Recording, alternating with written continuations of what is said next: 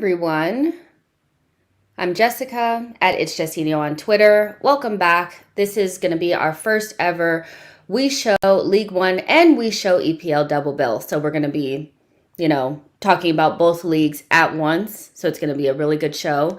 And we'll be kind of getting our season updates. Some of the games have come and gone, so we'll kind of talk about what has happened so far. We did a little preview, and let's see what's happened so far. So we have our league experts here. We'll have Jerome Pugmire here from the Associated Press and David Gerges from SNTV. Thank you very much for joining us, and please don't forget to like the video, subscribe to the channel. This is the WeShow Football YouTube channel, and let's go ahead and get started. We'll start off with League One with Jerome Pugmire. Hey. Hi, how are you? I'm good.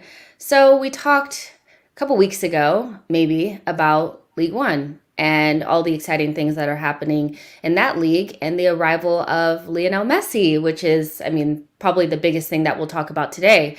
What has it been like so far having Leo Messi in League One? What has the response been? Well, it's been extraordinary, and he's only played 24 minutes, so I don't know what it's going to be like when he starts playing regularly. So he hasn't even played at home yet. So he played 24 minutes away to Haas at the end of the month as a substitute. He got standing ovation from the fans, from the home fans, and the whole stadium was chanting his name. Extraordinary scenes, really. It's his level of popularity, his global popularity, obviously. One of the best players of all time. Some would say the best of all time.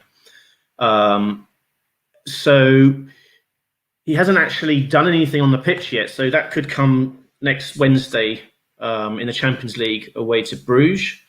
But I think the real kind of Messi arrival, so to speak, will be at home to Lyon next Sunday, after which PSG are at home to Man City. So those two games, I think, will really see, Messi's impact at PSG on the pitch, which would be great to see because he scored a hat-trick for Argentina yesterday. So, he's in great form. He looks like he's getting better, which is kind of scary. Quite scary. Very scary. It's definitely scary. So it's really interesting to see what he's going to be like for PSG long term. Yeah. But let's talk about Mbappe. Towards the end of the transfer window, it looked like there was a chance for him to end up at Real Madrid. Some bids were knocked back, big bids for Mbappe. What does his future look like, at PSG for this season with Messi, with Neymar? What are things like for him at the moment? Well, it was somewhat of a surprise that he didn't go because Real Madrid bid 180 million euros. He's got 1 year left on his contract, and he'll go for free at the end of next season. I think it's pretty well established that he will leave. I find it a bit odd that the PSG have a lot of backing, but they would sit on 180 million just so he could play one season. If they didn't have Messi, or if Neymar was injured, I'd understand it a bit more. But if it's just to keep a player for one season, I think they should have really probably taken the money because he wanted to leave. But Mbappe is a great professional, and there's every chance he'll finish top scorer in the league again. So last season he had his best season of 42 goals. I don't think he'll get 42 this season. I think there's a certain chap called Messi who might take a few of those away from him. But he'll probably get 20 odd, 25. And so every chance he'll have a very, very strong season. Yeah, for sure. Selfishly, I am happy that he's staying because then we get to see the front line that we've kind of wanted to see a little bit. We want to see Messi, Neymar, and Mbappe. Yeah. Who doesn't want to see that front three? That's going to be extraordinary to witness. The only thing is, who's going to miss out? Because Di Maria was probably one of PSG's best players last season and the season before. And they're not going to play everybody up front, so there's a chance that Di Maria will be on the bench, which is a bit unfair on him. Right. Excuse me, how good he's been, but who do you put on the bench? You don't put Mbappe or Messi or Neymar. So of the four, Di Maria is probably the one who's going to be sacrificed.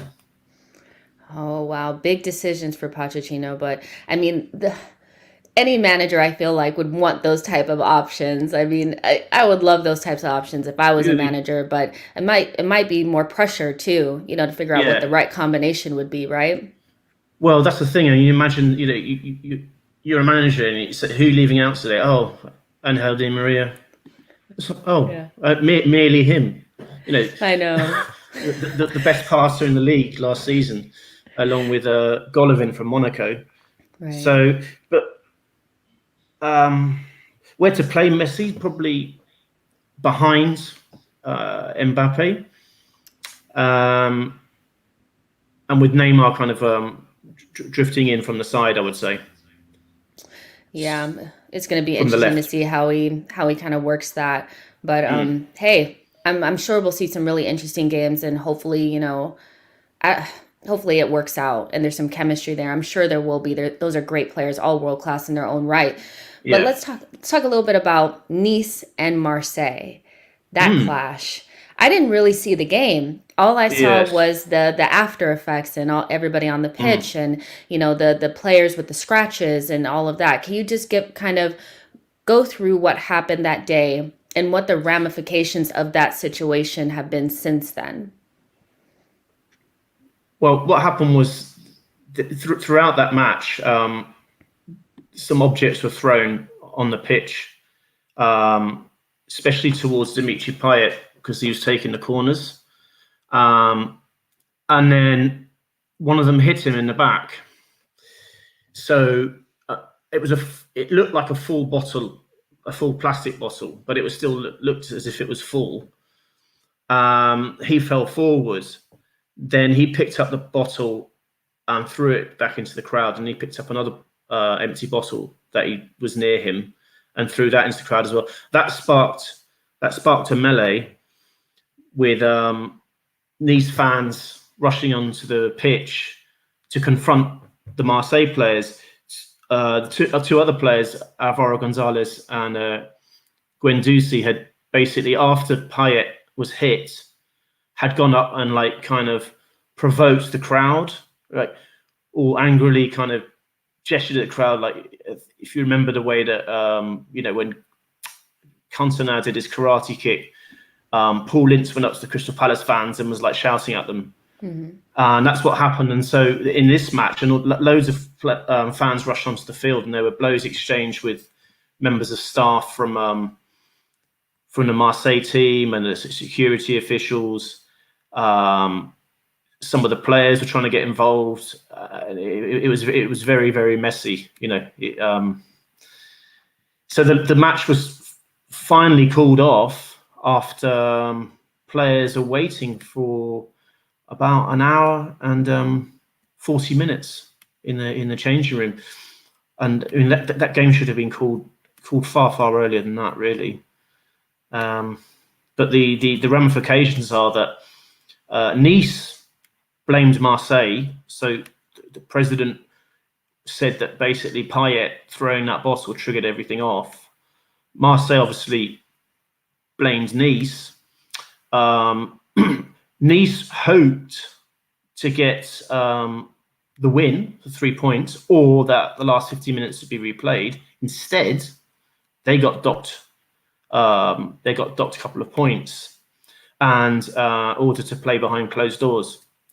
So it's worked out completely unexpectedly for Nice. So they play another 2 games behind closed doors, including the one against Marseille that's going to be replayed. And the Alvaro Gonzalez was given a 2-game suspension, and Payet was actually given a game suspension but suspended. So he doesn't actually miss any matches. So Nice now dropped down behind Marseille with the points deduction. Wow. I So mean, it's that's something that I would have never expected to happen. It just seems so like you're looking at the images and you're like, wow, is this really a football match? How do things like well, this happen? You would think Well, that. that's the key question, and it is very concerning how it happens. There's too close a proximity between ultras groups and management and presidential. You get that at Marseille. So many years ago, Marseille decided to allocate ticket distribution to fan groups, to ultras. So ultras would then sell them at a discount price to their fan groups, ensuring that basically Stade Vélodrome in Marseille was always full, and that players always had that backing. But it gives too much power to fans, and you get that at other leagues, like in Italy. Lazio fans have too much power. They turn up at training and basically threaten players. You don't get that in the Premier League. It's too much power allocated to ultra groups, especially.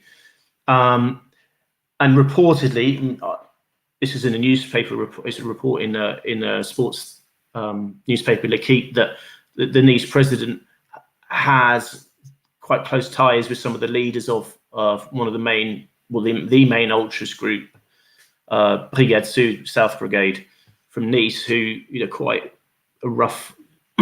They've got quite a rough reputation. So, and also behind the goal, there's no netting to prevent people coming on, which is surprising.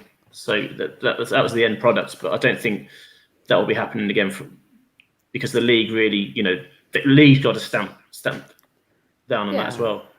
Yeah, that's definitely not that's not the vibe that you want to be giving off. You want your league to look safe and like you guys have things under control. So hopefully this scenario has kind of kicked them into some sort of like, okay, we need to fix this, because I'm just looking at the picture and I'm like, that is just not something that should be happening at this level. No, the league needs to be stronger, take a stronger stance. And even what they've done here is 2 games behind closed doors. Yeah, seems a little bit. It's not that strong either, is it? I mean, no, it's not, because at some point you won't be behind closed doors, and there needs to still be something done then. Yeah, and people escaped serious injury, but given the scene, someone could have got seriously hurt. There's very, very high risk of that. Yeah, exactly. And you just think about the introduction of somebody like Leo Messi that's now in your league. You definitely don't want things like that happening with high profile players like that, at your stadiums and stuff. So yeah, that's definitely something that they need to look at. But Tom, our producer, has asked me to go backwards a little bit and go back to PSG and talk about Navas, Keylor Navas and Donnarumma. And when Donnarumma went to PSG this summer, I thought, how are they going to make that work? Because Keylor Navas is a great goalkeeper. He's not a number 2. This is 2 number 1s battling each other, isn't it? It's unheard of, isn't it? My personal view is it's extremely unfair on Keylor Navas. Unfair for 2 reasons. One that you mentioned, I think he's top 5 in the world. Last season, without him, PSG would have gone out in the group stage for Champions League. They would have lost far more than 8 league games, and they may have finished 3rd and had to gone through the Champions League playoffs.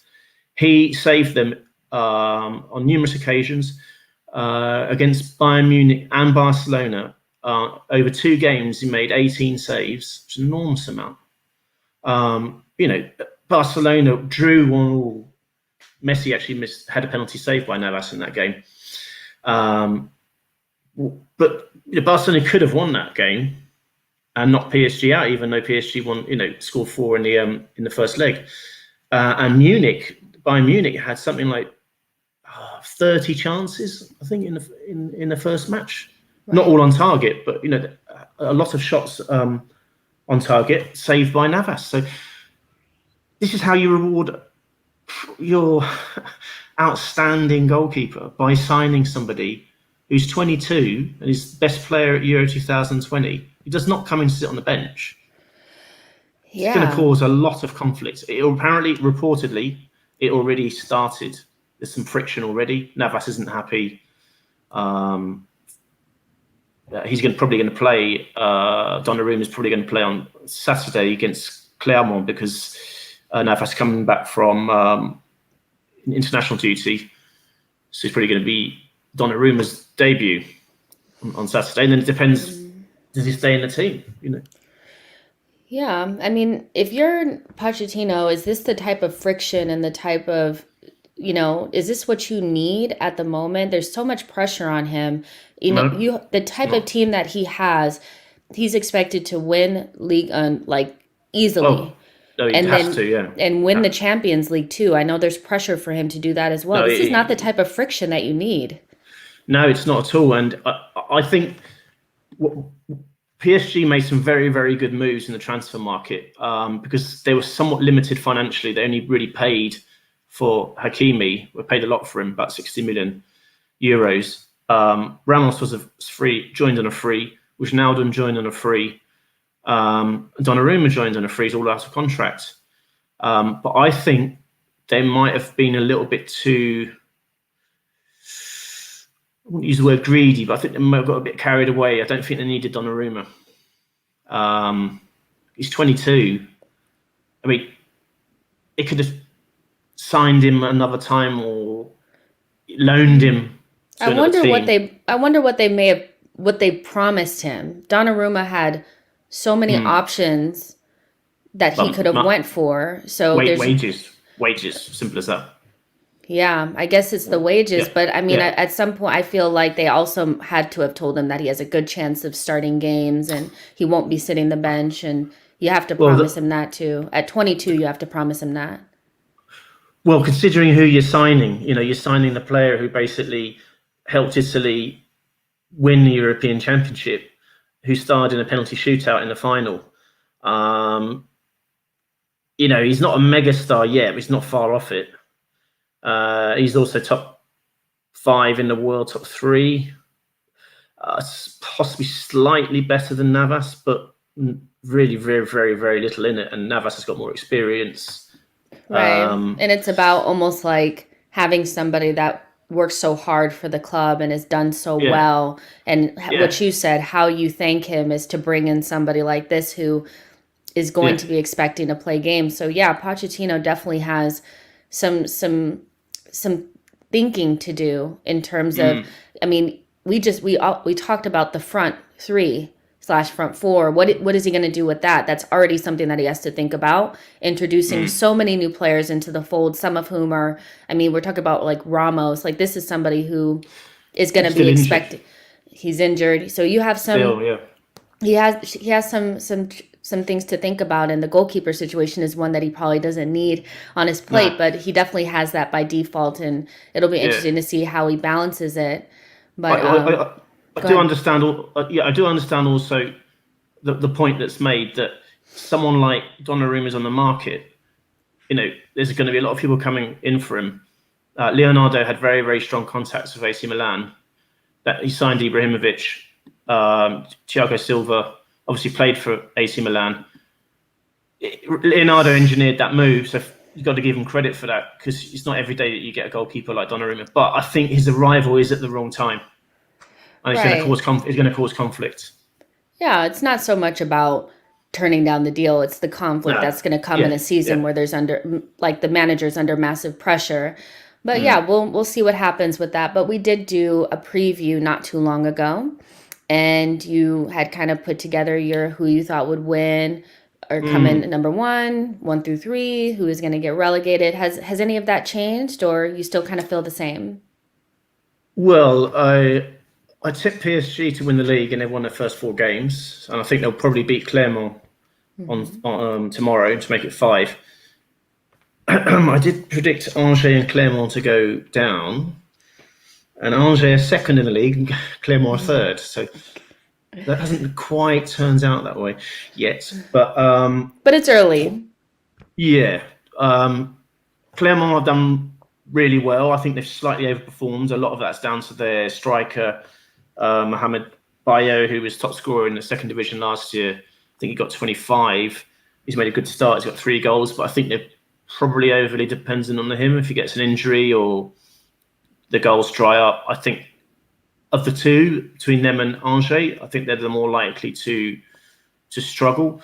Top trois, I can't see them staying up. So PSG, I still think will win the league. Monaco, I still think they'll finish top three, but they made a poor start. However, they made a poor start last season and they finished third. Mm-hmm. So now they're out the Champions League. They'll be focusing, have more resources to focus on the league, or depending on how seriously they take the Europa League. But I still think they'll finish top three. Mm-hmm. What is it about Marseille that you've seen in the first couple of games, or just overall, that gives you the confidence that they'll make that top three? Marseille, they recruited very, very well. Guendouzi was a good signing. They signed a good defender. They managed to keep Boubacar Sarr, who most people expected to be sold, and Dimitri Payet's in great form. He seems to, let's just say, he looks sharper and somewhat fitter than he was last season. More streamlined, let's say, if you see what I mean. He's always, no one's ever doubted his ability, but his fitness hasn't always been the best. But he looks super sharp. Plus, they've got Arkadiusz Milik to come back from injury. He had a knee operation. He missed Euro 2020, but he's close to coming back. So probably in the next couple of games, he'll be back in the team. And he scored 10 goals last season. He only played about 14 games. So him with Payet over a whole season, solid midfield. I could see them top three still. Yep. Yeah, when I've watched them, obviously I'm watching for my own personal reasons because Guendouzi and Saliba, and I'm an Arsenal fan. But good young project. Yep. Good young project. Gerson, always liked him. Papagay. These players are good young players with good, I think. Yeah, they are. Yeah. Senior players around them like Payet that are going to make sure that they chip in so that the young players don't feel like they're overwhelmed, but give them that platform, so I do like the way that they're playing. So I'm interested to see how they get on for the rest of the season. We also talked about young players. Let's see how they've started out their season so far. Any updates on Jeremy Doku, Shirky, Badiashile? What are your thoughts on them? Let's start with the overwhelming success, which has been Amin Gouiri. So 3 goals and an assist already. They beat Lille 4-0 away. He got 9 out of 10 in Ligue. He set up a goal for Kasper Dolberg, who scored twice in that game. And in the last home game, they won 4-0 against Bordeaux. He scored 2 and got an assist, and he's now he scored for the under-21s for France in midweek. So he's made a very, very strong start to the season. The other 3, Shirky's not really fitting into the new manager's plans yet, Peter Bosz. Apparently, because he doesn't fit into the disciplinarian style of management yet. He's very young, Shirky's only 18. Doku's been playing. He's played 3 games. He's yet to really find his form. I think he's only had 1 shot on so far in those 3 games. But Ren, the new manager, fairly new manager, still figuring out the best way to use his players. As I said earlier, Monaco made a poor start. Badiashile was dropped after the first game, which was a draw. They lost those 2 games and he came back into the team and they won. So, yeah, I think Badiashile we'll start seeing a lot more of him as Monaco start improving. Yeah, and some of this is the start of the season, and these are young players, new managers involved. So, I mean, these players are really good. So I would expect it to pick up. But Gouiri, I don't know if I'm saying that right, but those numbers so far are really impressive for starting out the season. And that was the one player that you brought up that I had not really heard of. So, yeah, I do need to go back and make sure that I watch him. But do you expect some of these numbers to pick up as the season goes on, as people get Yeah, comfortable? And yeah. yeah. Shirky played 28 games last season, so he was seen, but he only started about 6 of those games. So it wasn't like he was playing week in, week out. He's still very, very young. I think we'll start to see Shirky more around Christmas time, when other competitions, there's cup competitions, you'll get more playing time. I've no doubt Doku will have a good season because his abilities so high. Badiashile, unfortunately for him, he's been outshone by another Monaco player. If I can mention him quickly, Aurélien Tchouameni, who made a sensational impact with France during the recent matches. He came on as a substitute against Bosnia and Herzegovina. Then he started against Ukraine, and he ran the midfield. It's unbelievable. He's 21. Paul Pogba was absolutely raving about him, and rightly so. So, yeah, Badiashile needs to probably a little bit more time, I think, but sure it'll come good. Yeah. Yeah, Chouameni is one that I heard a lot about over the summer. Did a lot of kind of watching some of his comps and seeing who he was, because he was linked to Chelsea and also lightly linked to Manchester United. Very good midfielder, exciting. And just another example of the type of young talent that comes through Ligue 1. And I think some people don't respect the French league, but ultimately it's probably the best league in my opinion for young players coming through. Absolutely, by far. They don't respect it enough, or they don't see the real process involved, because it's primarily a selling league, because the wages aren't high enough. Apart from PSG, you can't keep players because the offers are so high. But in terms of formation, in terms of academies, they're the best in the world, along with Spain and Brazil. And to me, there's no doubt about that. The French league calls itself now, they've finally got a catchphrase for themselves. They call themselves the League of Talents. And I think that's exactly right. Yeah, for sure. So, David is not here, and we were supposed to do an EPL update. And so we're going to go ahead and roll on into it. We're going to roll on into it. So, yeah, let's see where everybody is. Tottenham at the top, Arsenal at the bottom. Yay. But let's talk about, before we get into just like the table, let's talk about Ronaldo to Man United. We spoke about Messi to PSG, but Ronaldo to Man United, although I feel like is different because it's somewhere he's been before, the impact of that has been absolutely massive, which, I mean, world superstar. If you're not a Messi fan, you're probably a Ronaldo stan, What are your thoughts on Ronaldo to Man United? How big of a deal is this? I think it could. I don't think they'll win the league. I think they'll be very, very, very close. The fact they've already got Bruno Fernandes, who's been absolutely brilliant for them, probably the best signing United have made, for a long, long time. I remember when they signed Van Persie, and I don't want to remind you of that, as an Arsenal fan, but when they signed Van Persie and then they won the league, that was a fantastic signing. Obviously, everyone knows about Ronaldo, what he did for Man United, the impact he had when he was there the first time. But I think he'll add something to them. And also, people forget that they've already got Cavani. That was also a great signing. So players like Ronaldo and Cavani linking up with Greenwood, Rashford, the younger players coming through, Bruno Fernandes running things in midfield. I could see United second. That's where I have them. And a lot of people, when I've done my predictions, have kind of been like, well, what do you mean? And I'm like, because you just can't have that level of talent, that the quality that's there, it's undeniable. And you also have to look at, the freshness of the squad, the direction in which the wind is blowing. And I think Manchester United have a lot behind them. And so for me, I put them second. Ronaldo, and that was before they signed Ronaldo.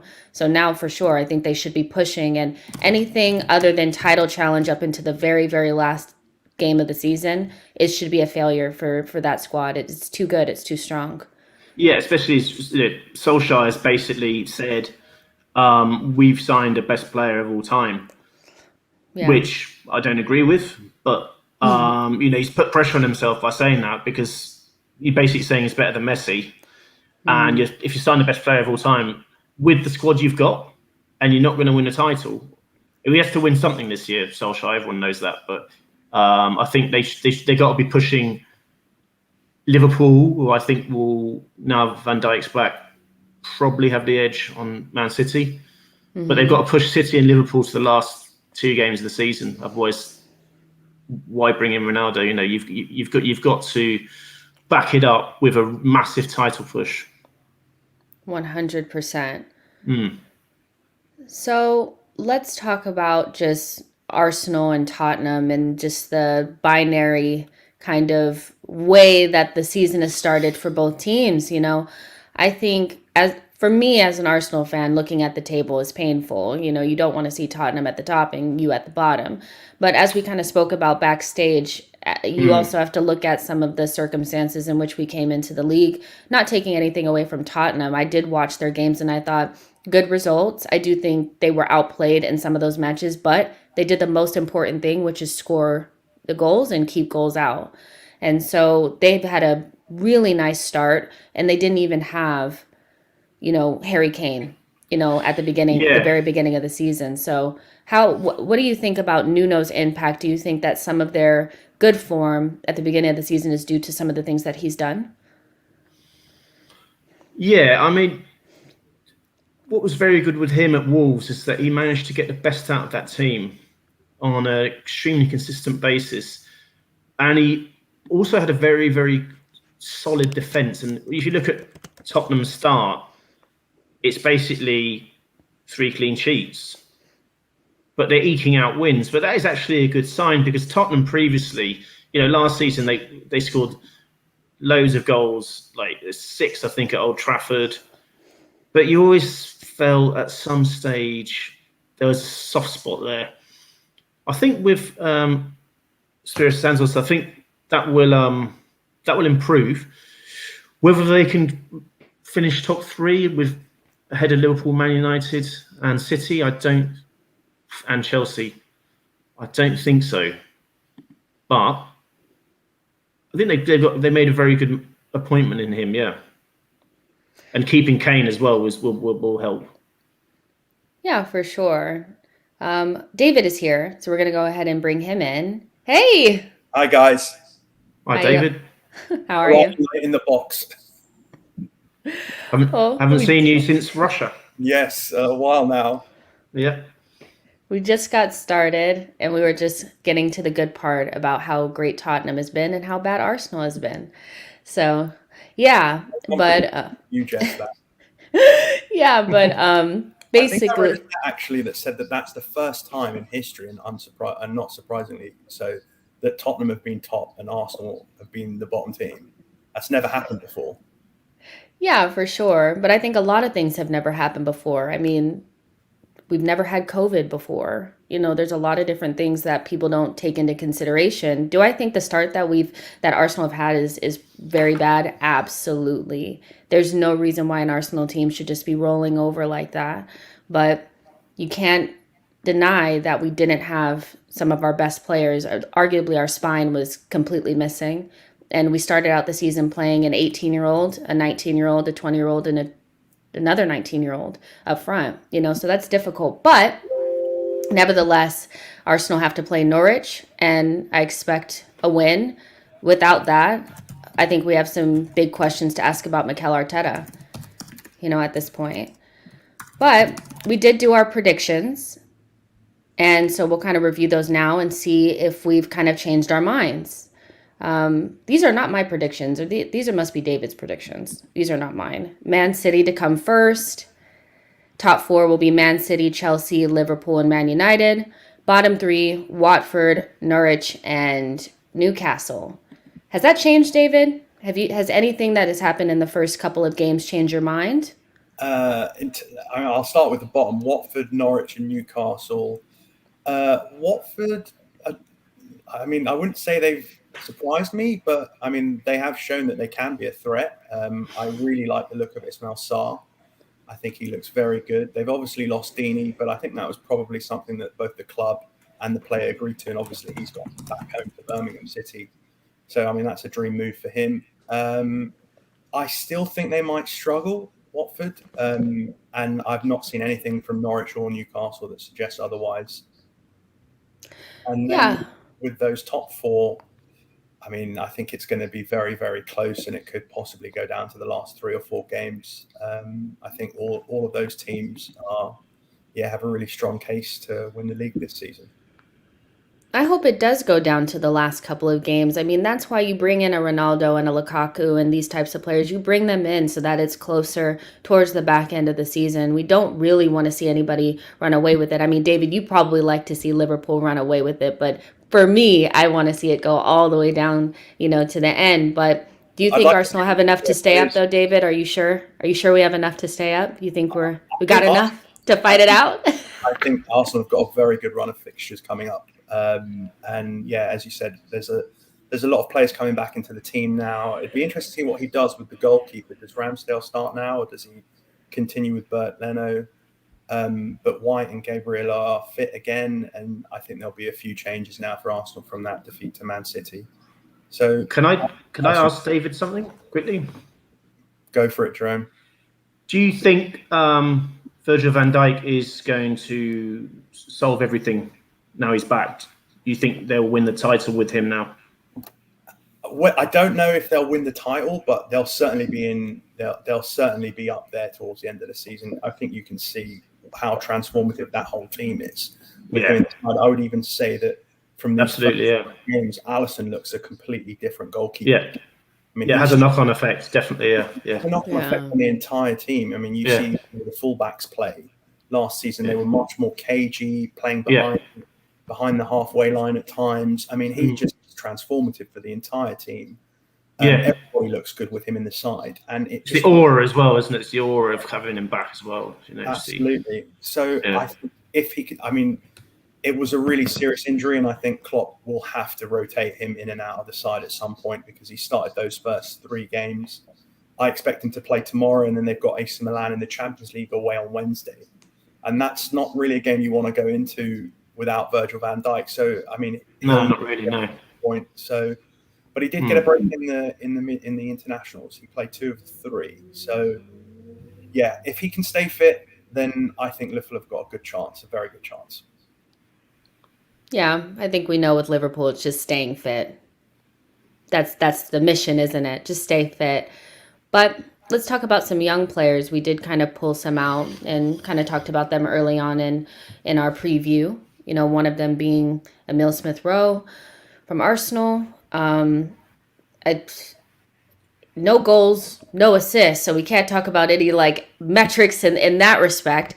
But David, what have you gotten from Emile Smith-Rowe's initial performances in the Premier League? He's been good, but the team has been struggling. So what do you think about Emile?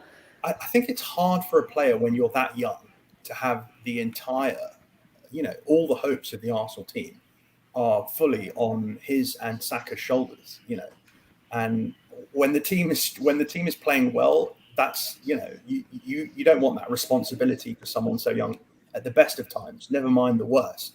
And if you look at somebody like Mason Greenwood at Manchester United, we're never going to speak about United relying on Greenwood to get results. But with Arsenal, the conversation seems to always be around Saka, around Smith-Rowe. These are the players that are going to lead Arsenal to any sort of success, however you want to define that. I think that's a lot for a young player who you really just want to be bringing into the side without any sort of pressure and allowing them to just play their game. Obviously, the results have meant that hasn't been the case for him. But I fully expect him to, with this run that Arsenal have now, I really think you'll start to see, a really confident player, a player who can really change Arsenal's fortunes. I mean, only injury will really prevent that, in my opinion. That's the only issue with Project Youth for me. I mean, Edu has come out and been very transparent about what their ideas around the strategy has been, and it's very much based on youth, youth, and without the right senior players around them, I just think it's going to be more difficult than it needs to be. That when you bring in somebody like Odegaard as well, who's 22, I mean, I think it is going to be the Saka Odegaard ESR show, and I think that we'll drop points because of it, not because they're not good enough, but just because they're young, and that's just what they do. But let's talk Patson Daka. This is a player that I'm like desperate to see him play. He's so good, sharp. He was sharp in preseason. He's really fast, dynamic, good player, and a good kind of comp for Vardy coming into the back end of his career. So, David, what do you think about Patson Daka? I think he gives Leicester a lot of options, really, off the bench. That's something that they've lacked from time to time. You know, they've got Perez there. Iheanacho obviously did so well towards the back end of last season, but you know, it's 2 seasons in a row now that Leicester have missed out on the Champions League right at the end of the season. And his goals, once he starts scoring goals for Leicester, I think could be really, really important if they are, I don't want to say sneaking to the top 4 because they've been up there on merit, but at the back end of that season when you just can't afford to drop points, and with the strength of the other 4 teams, if Leicester are to kind of finally third time lucky get into the Champions League, then they're going to need the goals of Patson Daka off the bench and possibly starting. Really. Yeah, exactly. And what I like about what Leicester has done is they've filled gaps in the squad that have hurt them in the past with young, high quality talent. There's no question about Patson Daka's talent or Boubakary Soumaré. And I don't know if maybe you want to speak on that, since, you're kind of an expert on the French league. He's Jerome, Boubakary Soumaré. He's somebody that has come from that French league as well. What are your thoughts on him? Just a kind of like a sidebar because he's also there at Leicester. Well, if you look at how Lille playing since he left, that kind of answers part of the question. He was outstanding in midfield last season with Andre, the Benjamin Andre, and they formed a great partnership. He, I think he's very, very well suited to the Premier League. He has the right attributes for that. He's very, very strong midfielder, but also he can play a bit as well. So I think he definitely helped their push. Yeah, definitely.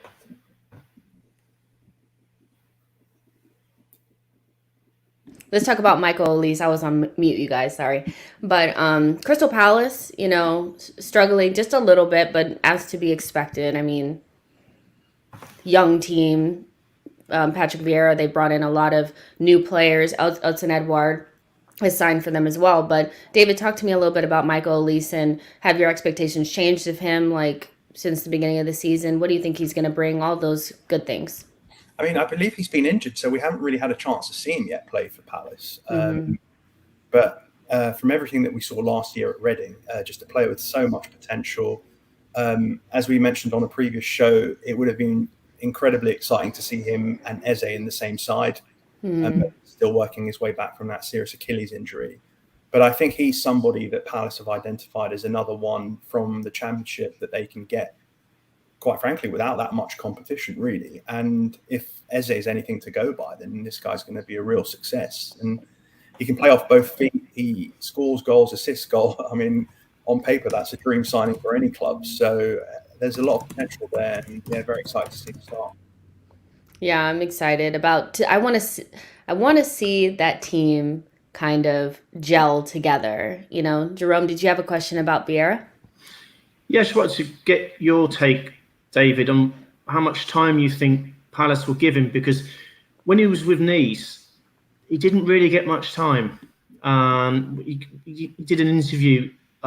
This was before he joined Palace, saying that he felt he wasn't really given enough time to put his ideas into place.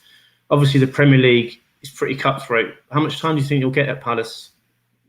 I mean, he's obviously had a difficult start, but I mean, there were things in that last game against West Ham that were really positive for Palace. They've twice come from behind against a West Ham side that have, for the best part of 8 to 10 months, been very, very impressive, and away from home. There's a lot to be said for that. So you can see that these players, are beginning to kind of understand what Vieira wants. And quite frankly, Crystal Palace have really backed the manager. And that's not something that Palace have ever done before. He's managed to get a few really good signings in there across the entire field. You've got to also remember that Palace lost a lot of really experienced players. So it is a club in transition. But I think it would be very foolish to bring a manager in, get rid of a lot of experienced players, bring a lot of young players in, and then after 4 or 5 bad results, have the manager get sacked. We do see that every year, sadly, in the Premier League. Once the following international break comes along in October, that's the one that I often pinpoint as when we see the first manager go. But I would be very surprised if, in 3 or 4 games' time, if Palace still haven't won a game, that they're just going to get rid of the manager. They did that before. Hodgson came in and obviously took over from De Boer and, transformed Palace's fortunes. I think Vieira is probably going to get a bit more time and a bit more patience, if anything, just for the fact that he has that experience. He's the name. There's a few things there that I think work in his favour more so than De Boer. So I think he'll get the time. But I just think that now with a striker as well, that's probably the one signing that Palace really, really needed. It's all well and good having these creative players behind the striker, the likes of Zaha, the likes of Eze, and a few others. Gallagher's gone there on loan from Chelsea, who looks very good. Now with the striker as well, it would be very, very strange for them to sack a manager after 3 or 4 more bad results. Yeah, for sure. I agree with that.